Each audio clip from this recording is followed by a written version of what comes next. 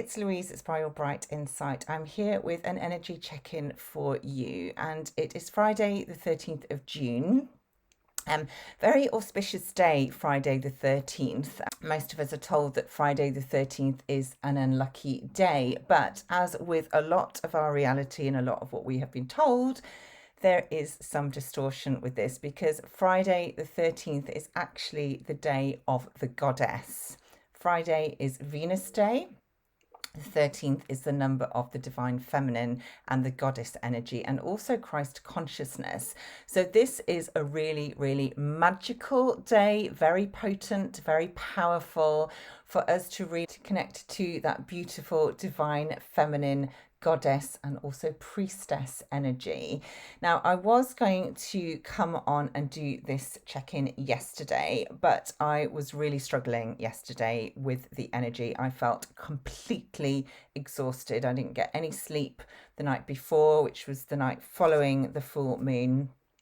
And yeah, it just, everything felt like a lot of hard work yesterday. So I didn't have the capacity to come on and talk and to really make sense of anything. But, if I just sort of start off with kind of what is going on energetically, very hard to define, to describe, to put into words. From a personal perspective, my experience, particularly this week, although this has been ongoing, but it's been really chronic and really obvious this week, time is just dissolving. And we've known, those who have got higher awareness, we have known that linear time is dissolving. It is a construct, it's not real. Yes, it's something that, we rely on in this reality. It's part of the 3D reality, but it is also used to control. And that is starting to literally just disappear. And it is creating some challenges because we still do need linear time to an extent to be able to function. So for me this week, I have really struggled with knowing what day it was or is. I know it's Friday the 13th today. I spent all day Tuesday thinking it was Thursday. And there was a point as well earlier in the week where I looked at the use by date on something in the fridge, saw it was the 6th of June, and thought to myself, oh, I've got ages, because it's the end of May. So yeah, completely disorientated. I know quite a few people are really struggling with vertigo, with dizziness. I've been having a lot of aches, muscle pain, feeling really, really heavy. Like everything feels like hard work, and fatigue is real. And it's just one of the ascension symptoms.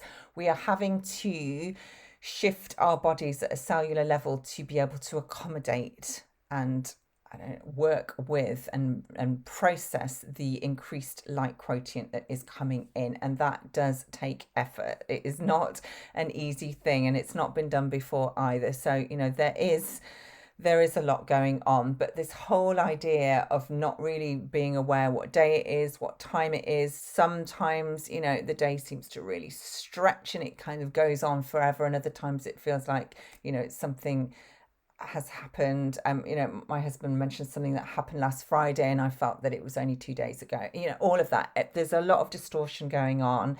There's also quite a lot of, again, I would describe disengagement, where things that used to really, really matter just suddenly don't. And that is a blessing and a curse, because a lot of things that we used to worry about and get really sort of in a pickle about suddenly don't seem to have that kind of that same hold. But equally there can be a sense of like purposelessness, that's a word, like, oh, is it all worth it? What am I even doing here type attitude or type feelings. And again, everything is changing. Everything is in flux. So one minute you can feel one way, and then everything can shift really, really quickly. And I don't really have any explanation for it other than I feel, the time does have to dissolve, because that is part of the old paradigm. It's part of the old construct. We need to come into a state of remembrance where we know that there is only this time now, and that everything else the whole concept or notion of, things happening in consecutive order in linear time is just a construct. It's an illusion.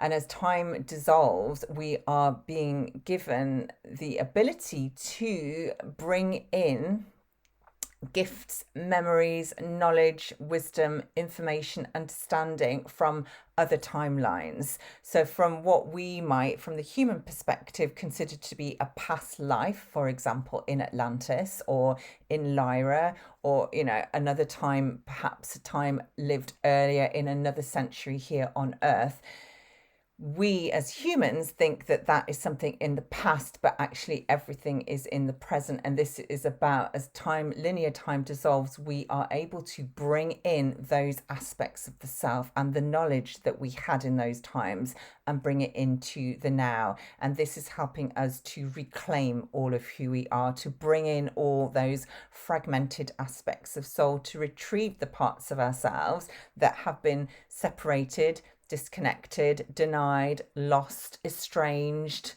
sort of, abandoned, all of that. It is all about being able to bring it back in, to remember who we are. Now, yesterday, one of the reasons I wanted to do this video yesterday was because Uranus and Isis were in an exact conjunction. So they're still very close today. So it is still very apt.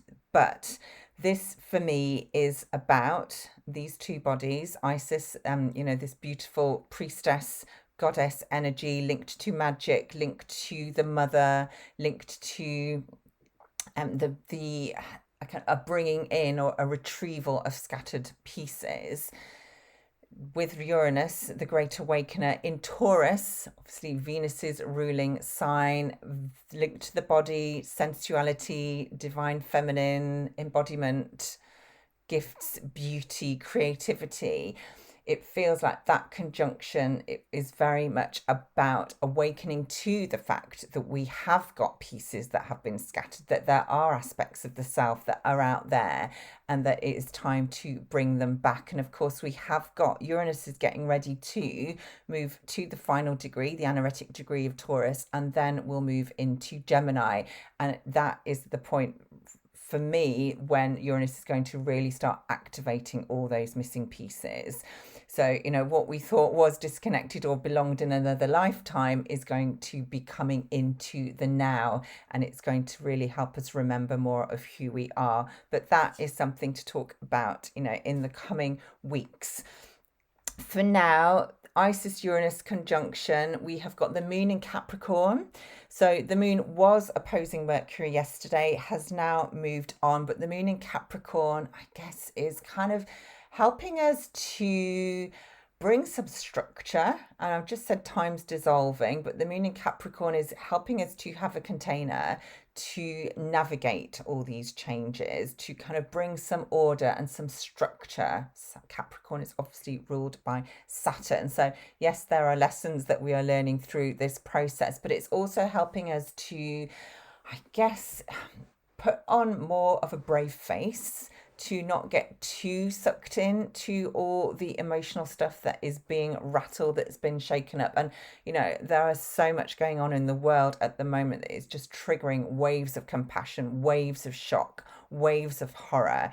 And the moon in Capricorn is helping us to hold it together as much as we can from an emotional perspective and not to get completely overwhelmed. So moon in Capricorn is helping us at this stage, or that's my feeling. And just looking ahead, I know, again, there is a lot of noise, again, and it is in the spiritual community predominantly, about this weekend in particular, and what's likely to happen, and a big event, big whatever it is. My just from looking at the chart, there is what we might call a challenging aspect on Sunday, and that is when Mars in Leo, and it's going to be 28 degrees, very close to the anaretic degree, 29 in Leo, is coming into a square with Uranus. So, these are big forces at play, and squares create tension. They create a clash. There is, there is a push, there is resistance here, and something is going to have to give. This is a fixed square. Leo and Taurus are both fixed signs, both sort of digging their heels in, but it's creating this real like this really powerful energy. Leo for me is about courage, it's about the heart, it's the lion, so there is a real roar coming through. And with Uranus, this is about awakening to something that has been locked in the body, has been locked in the earth. There could be more earth events in terms of this is a ripe aspect for disruption, things breaking up, breaking through, very noisy, very dramatic, very loud.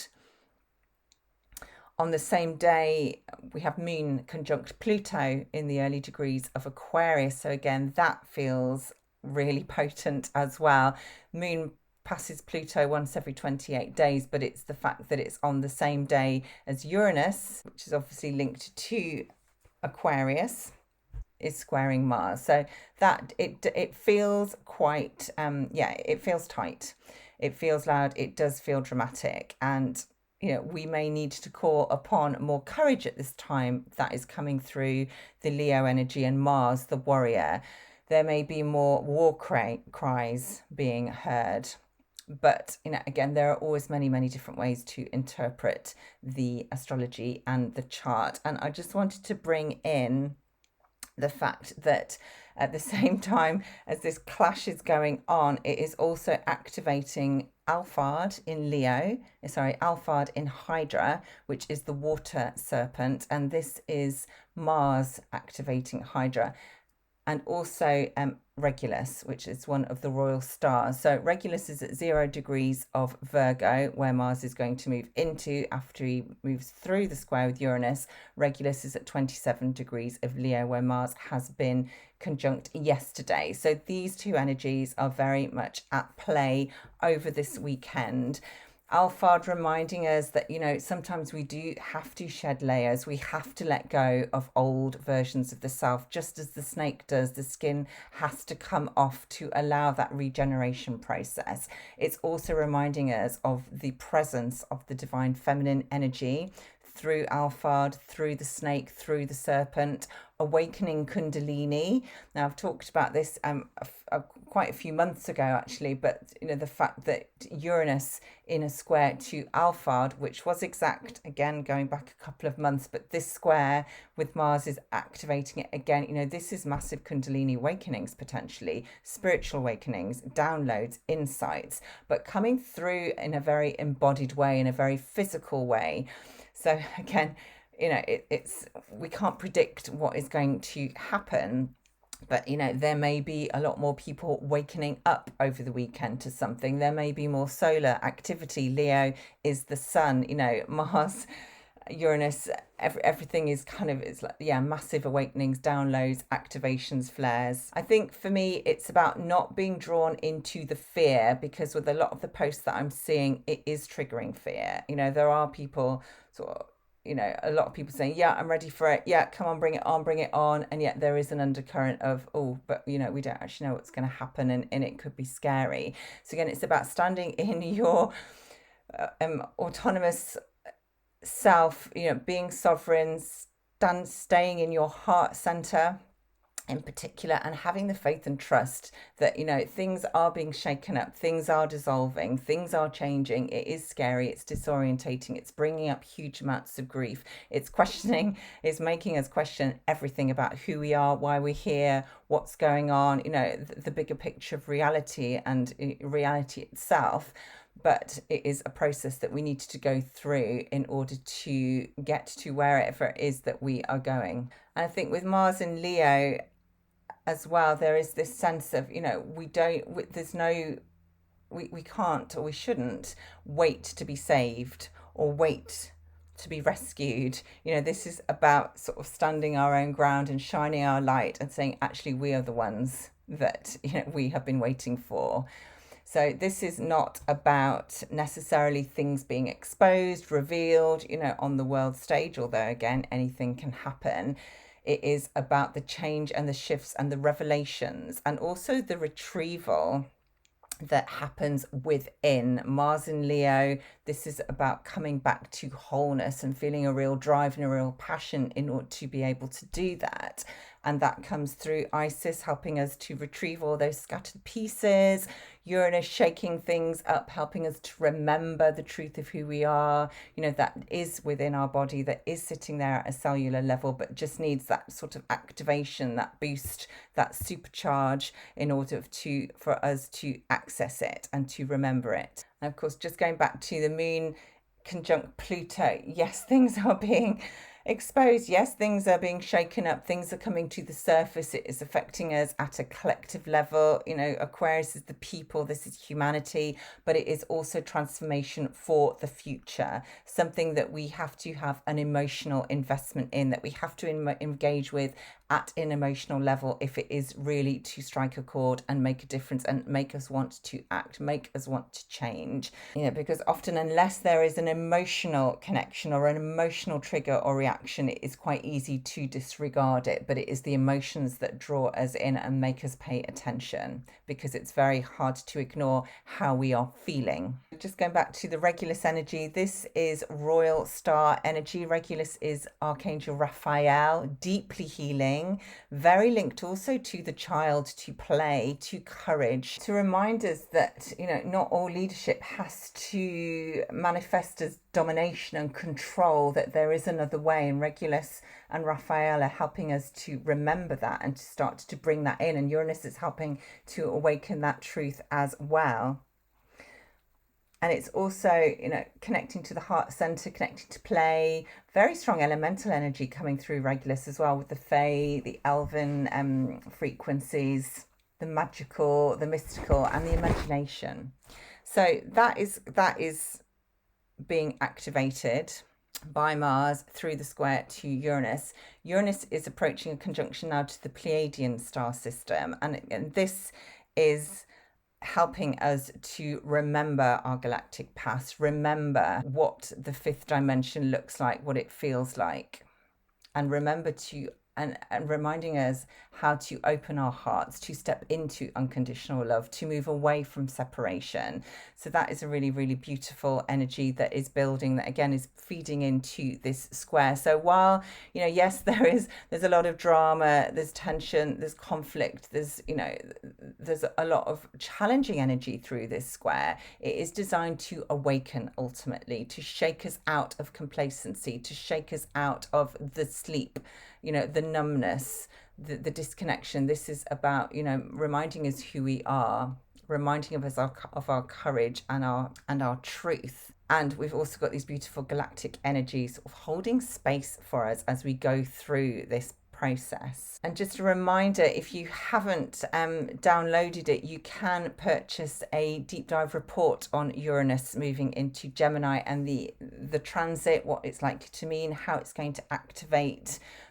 the house that Gemini is in your chart, and some of the key themes that I see coming through and playing out. So there is a link in the description box below. It's just £8. Please do go and have a look at that if you are interested in astrology and if Uranus is an important energy in your chart. So while all this is happening on Sunday, we also have the Sun conjunct Capella in Auriga and the belt stars in Orion. So this is really beautiful. Capella in particular, this is the charioteer in Auriga, but very much linked to kind of shepherd energy, that peaceful, protective, divine energy overseeing. And with the sun moving through this star, it's like, regardless of what is going on, the challenge, the conflict, the pain, the trauma, we have this beautiful overarching protective watcher just holding space for us, guiding us, helping us to remember. Huge compassion, also helping us to break through and break down division and separation, because so much of the pain that is coming up at this time is because of the division and the conflict that creates. So really bringing us towards unity and compassion for the other and for ourselves ultimately. And we also have the belt stars in Orion. So those are the three, Mintaka, Alnilam, Alnitak. They are also conjunct the sun. And this, again, this is really beautiful. It's multidimensional. It's reminding us of the Orion story, the Orion karma, the fact that we have all come, or not all of us, but so many of us are bringing through this karma and these memories of separation and division and conflict. But it's reminding us that there is another way, and that this trio of stars, which is so recognizable in the sky, is essentially a bridge to a higher level of consciousness, another way of seeing the world, and helping us to integrate the duality that we're faced with, and to really work with and transmute our shadow. And as I've talked about so many times, shadow is not something to be ignored or denied or locked away or hidden. It's something that needs to come in, and often it's the hardest, most painful, most uncomfortable aspects of the self and experiences that help to access the most light. So I'm going to leave that there for now. So yes, there is so much going on out there, and it is, it's very hard not to be dragged in. And a lot of us are here to feel compassion, but we're also here to hold space. And remember ultimately that, we're waiting for the big reveal. We're waiting for the big sort of awakening, the big flash, the big, whatever it looks like. But for me, it is fundamentally and first and foremost about awakening the truth to the truth of who you are, and remembering all those forgotten aspects of who you are, in order that you can come to wholeness. Because when we change the self, our reality and our world changes outside of the self to reflect the new understanding back to us, if that makes sense. So really, it is an inside job. And if for as long as we keep waiting for things to happen out there, for someone to fix things, for someone to whistle blow, for someone to kind of, pull back the curtain and go, ta-da, this is the truth, this is what's been going on, we're actually in denial. It is about seeing what has been going on inside and the truth of the self ultimately. So I hope that resonates. It has felt quite deep today, and it's not easy. It is not easy at all, but I just feel really blessed that we have got the astrology, and we've got the insight and the wisdom of the stars to help us access these other ways of seeing things. Because it is very helpful to be able to see a different perspective, and not just see the one that is presented to you, or that you have grown up with, or that you've been told. The stories are essentially just stories, and a lot of this is a massive illusion to help us come back to the self and remember who we are. So I'm going to leave it there. I will put the link for the Uranus and Gemini Voices from the Stars report in the box below. Please join my mailing list if you are not already on that. There is a link to sign up for that directly in the box below as well. And as always, please share the video if it's resonated, if it struck a chord with you. And just a reminder about the super thanks button as well, if you would like to share your appreciation for my work. Sending you lots of love. Have a very activating weekend. I think that is what it is going to be. Starting today, moving right through. I'm sure I will be back next week. Oh, I absolutely will be back, because I need to do the solstice video that I want to share some insight on that chart, and then we'll be building up to the new moon in Cancer. So it just keeps going, everything just keeps moving. There's just always so much to look at and explore and learn from. But I'm really glad that you're with me on this journey, and sending huge amounts of appreciation and love.